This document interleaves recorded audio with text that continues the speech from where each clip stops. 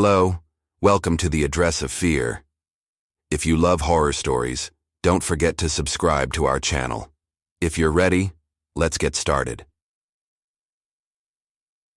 Paris, one of the world's most romantic cities, famous for its illuminated streets, historic buildings, and enchanting atmosphere.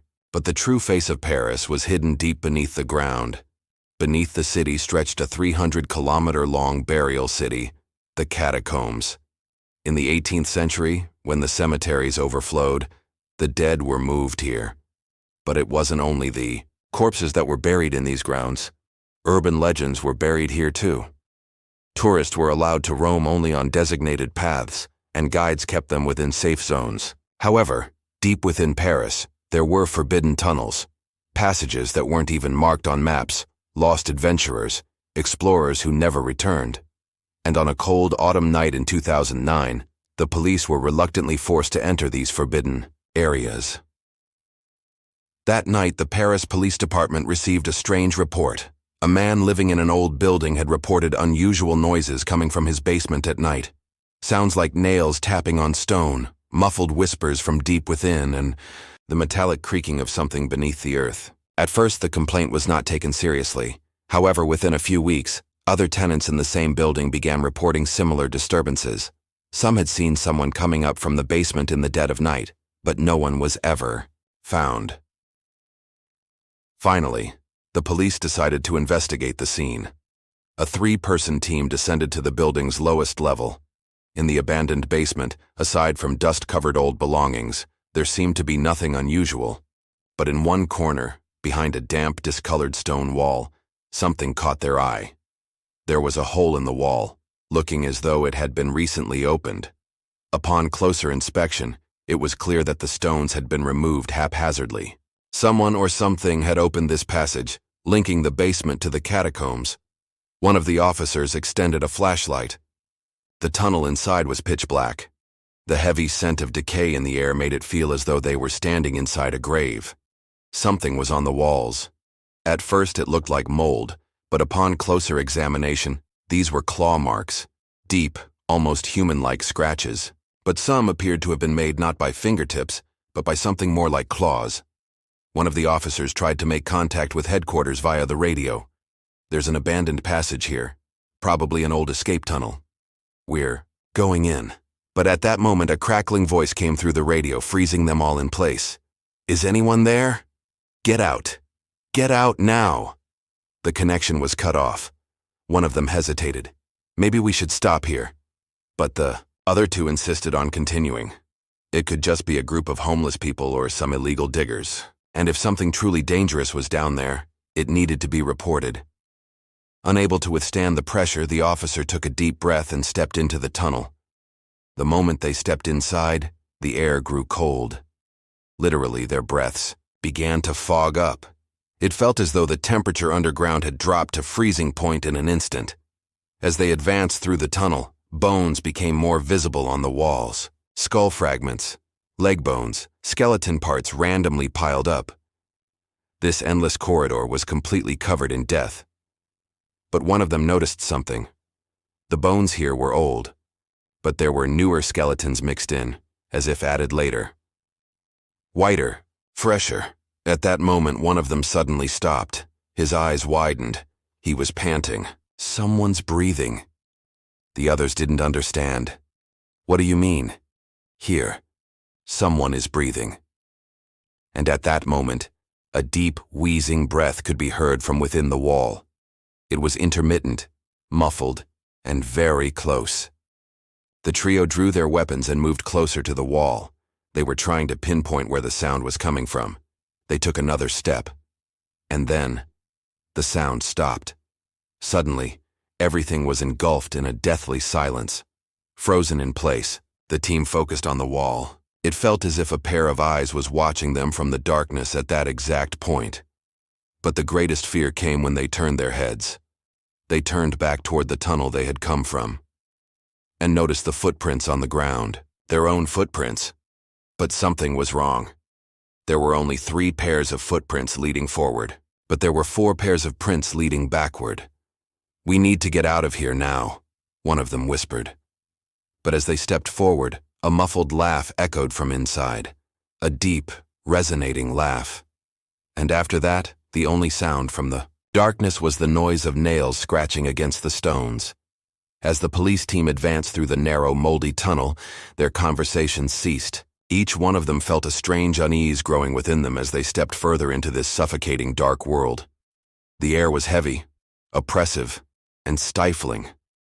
Dust and moisture seeped into their nostrils, making it hard to breathe. The walls began to change. The surfaces, once made of ordinary stonework, gradually gave way to etched symbols and sentences written in ancient languages. One of the officers examined a symbol on the wall with his flashlight. The lines were intertwined. Some of them looked like they had been carved with a knife. Others were filled with dark stains that resembled dried, burnt blood. It wasn't on the maps, one of them said. But they noticed something else. A strange dampness was seeping from one of the walls. It was as though something had made this area untouchable recently. At that moment, they looked further down the tunnel. There something was moving. At first they thought it was an optical illusion. A large, dim shadow seemed to have hit the tunnel walls, creating a brief vibration. But when they looked again, the shadow was still there. And it was moving. They raised their weapons. One of them opened the radio, but the only thing that came through was a muffled static. Their radios were working above ground, but ever since they entered, there had been strange interference. Their footsteps echoed off the damp stone floor as they moved forward. At the end of the tunnel, a wide passageway appeared. But this place was different from the others. It was like a room, but it had no door, and there was no clue as to why it had been built. When they entered the room, there was a moment of silence, because what they saw inside shattered all possibilities. Massive speakers were mounted on the walls, and aged red curtains gave the room the look of an old theater stage. But the most terrifying thing was the film frame projected onto the opposite wall. The projector in the center of the room was working, resting on an old table, but there was no one operating it. And the film showed a very familiar image. The tunnels. The very tunnels they were currently in. The team stared at each other in disbelief. As the black and white, grainy film continued, a man passed through the scene. However, his face was indistinct, as though deliberate blurring had been added. The man was running. Behind him, a pitch-black shadow was following him. "What is this?" one of the officers whispered. But the most terrifying thing had yet to be noticed. The seemingly empty hall was not empty at all. There were people sitting in the chairs, but they had no bodies. When they turned their heads, all they could see were shapeless shadows sitting in the dark void. They weren't moving. As the film played, they were watching too. Fear began to rise. When one of the officers took a step forward, the only sound that echoed on the stone floor was not his footsteps. Someone else was walking behind him, but the team had only 3 members, and a 4th set of footsteps was echoing. At that moment, they raised their weapons. When they turned their lights behind them, they noticed that the shadows weren't still anymore. The things sitting in the chairs had vanished, but in the air of the room, invisible breaths could be heard, as if someone was still there, and, watching them, the hum of the projector stopped. The film suddenly stopped. In the last frame, a sentence appeared on the screen. "You found us. Now it's your turn." At the exact moment those words appeared, a muffled laugh came from the corner of the room. One of them suddenly collapsed to the floor, and for a moment, something moving on the stone floor was noticed. But it wasn't a shadow. Someone or something was lying right there, breathing, and it had already woken up. The room was filled with suffocating silence. The only sound was the low-frequency hum of the old film projector and the slight crackle of the vibrating light on the curtain. When the officers shined their flashlights, the shadowy figures had disappeared.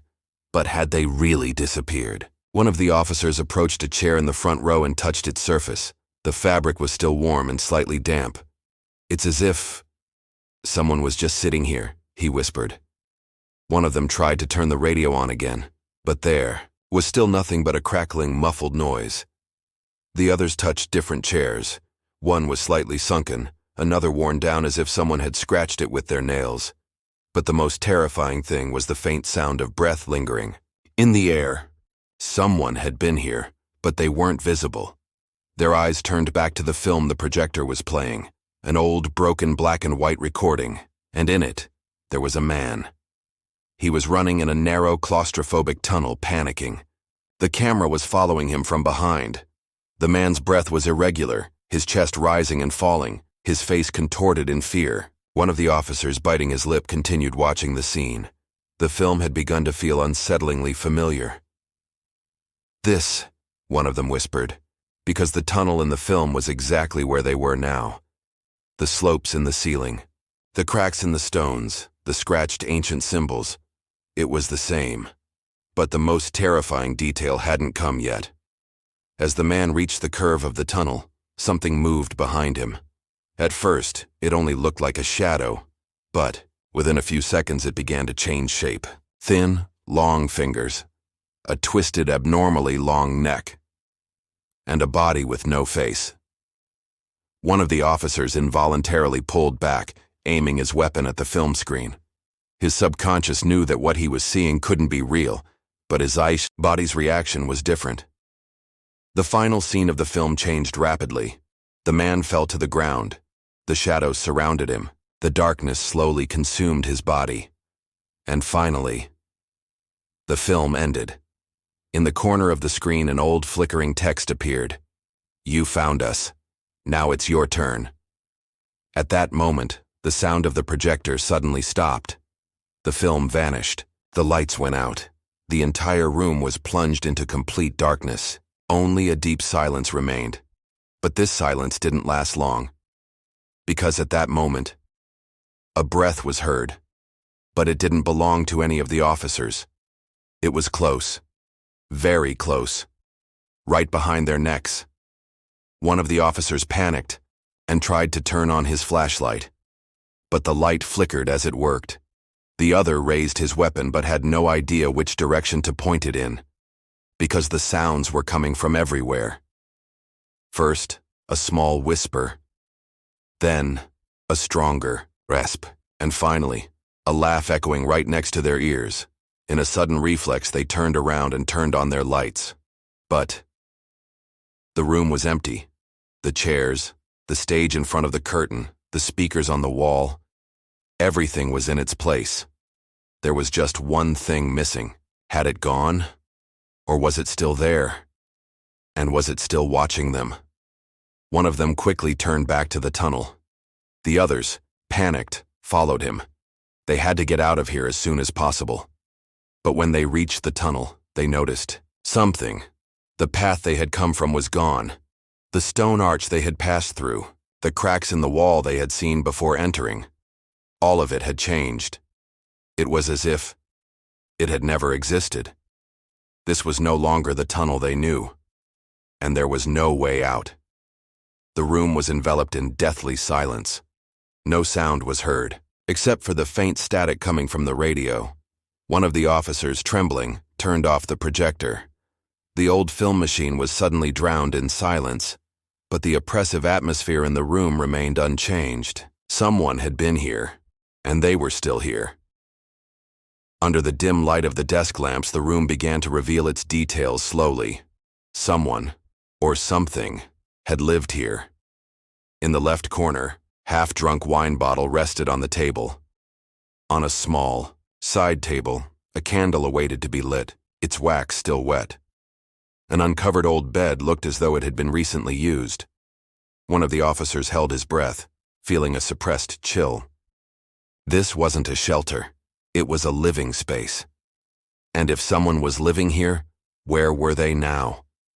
In one of the darkest corners of the room, a large circle engraved into the stone wall caught their attention. Intricate symbols were carved around the circle. Some were familiar geometric shapes, but the others came from an unidentifiable language. An ancient inscription, resembling Latin, was placed in the center of the circle. "You called us. Now we are here." The words strangely resembled the last text in the film. You called us, but who were they? At that moment, one of the team members tried to turn on the radio again. First, static. Then a short and muffled hum. And then a breath. But this breath couldn't belong to anyone on the other end of the radio, because the breath came from inside the room. One of the officers turned around in a panic. He raised his weapon and directed his flashlight to the corners of the room. But there was no one there. At that exact moment, a sound echoed from the entrance of the tunnel they had come from. The slow, dragging sound of footsteps. One of the officers whispered in a near hiss, "We're not alone here." At that moment, a rasping sound came from the shadows, and from the depths of the tunnel, something began to move. The officers looking toward the dark mouth of the tunnel saw one of their own reflexively draw his weapon. The barrel of the gun was trembling. The beam of light was directed into the tunnel, but the darkness swallowed it whole. It was as if the darkness here was not normal. It couldn't be seen, but it was felt. And what was felt was a presence. At that exact moment, the projector, which had seemingly shut itself off, suddenly started working again. But this time, the film was different from before. On the white screen, they saw themselves. 3 police officers. But this was not a recording from before. This was a scene from the future. In the film, the officers were in the same tunnel. They were running. Panicked, terrified, they were fleeing. But the truly horrifying thing was the figure behind them. A thin, tall body emerging from the tunnel's darkness. A being that resembled a human form, but was entirely shadow. Its hands were stretched out. And as the film progressed, it got closer to them. In real time, the sounds from the tunnel grew louder. First, faint rasping sounds, then the sound of long nails scraping against the stone walls, and then someone took a deep breath. But this breath did not belong to any of them, because the breath came directly from behind them. One of the officers screamed. The radio fell to the ground. In the film projected by the projector, the dark figure was about to touch them. And at that exact moment, the light suddenly went out. The room, the tunnel, and everything was completely consumed by darkness. The last thing coming from the radio was a muffled static. And then, intermittent screams, as if the sound had been completely swallowed at some point. When the Paris Underground Patrol team realized the signal had suddenly cut off, they understood that something was wrong below. But no one could have predicted the true extent of what had happened. 3 police officers. It was as if they had never existed. They had vanished. A few hours later, a special team was sent to the area, equipped with the most advanced thermal, cameras, long-range flashlights, and powerful radios. If the officers were trapped somewhere, they would definitely be found. But when they arrived, the air in the tunnels was suffocating and dense. Everything was eerily silent from the entrance. No soft sound of water droplets. No footsteps echoing from the stone walls. Nothing was moving here. The radios still weren't working. And when they entered that horrific room, what they saw horrified them. The room was empty. The film machine was gone. The symbols and drawings on the wall, they were as if they had never existed. The chairs, the movie screen, there wasn't a single trace left. This was a place where someone had definitely lived just hours ago, but now, the space seemed as if it had never been used, which was beyond comprehension. But the most terrifying thing, there wasn't any of this. When they reached the center of the room, they saw a single sentence carved into the stone floor. They carefully examined the letters. It looked as though it had been etched with a nail or some metal tool. But as they looked closer, they noticed that the letters were covered with a shadowy residue. It was as if something had left an imprint there, and the message read, "Those who seek to know the secrets will pay the price." One of the team members whispered in a trembling voice, "Is this a threat?" The other, thinking of something even more terrifying, responded, "Maybe it was a warning, but it's too late for them." That night, the authorities decided to completely seal off the underground passages. No justification was given. The official statement released to the press was that restricted areas were closed for security reasons. But at the police station, no one saw it as a precaution. It was an escape. However, the story didn't end there. Despite the ban on the underground cities, some brave adventurers continued to descend into the tunnels through secret entrances, and some of them claimed that they could still hear movement down there. Soft, echoing whispers from the depths of the tunnels at night. Deep, raspy breaths coming from the darkness. Footsteps. But they echoed as though they didn't belong to just one person. It was as if someone, or something, was still there. And some believe that the 3 missing officers are still trapped somewhere in the depths of those tunnels. But are they truly still alive? Or have they become part of those shadows now?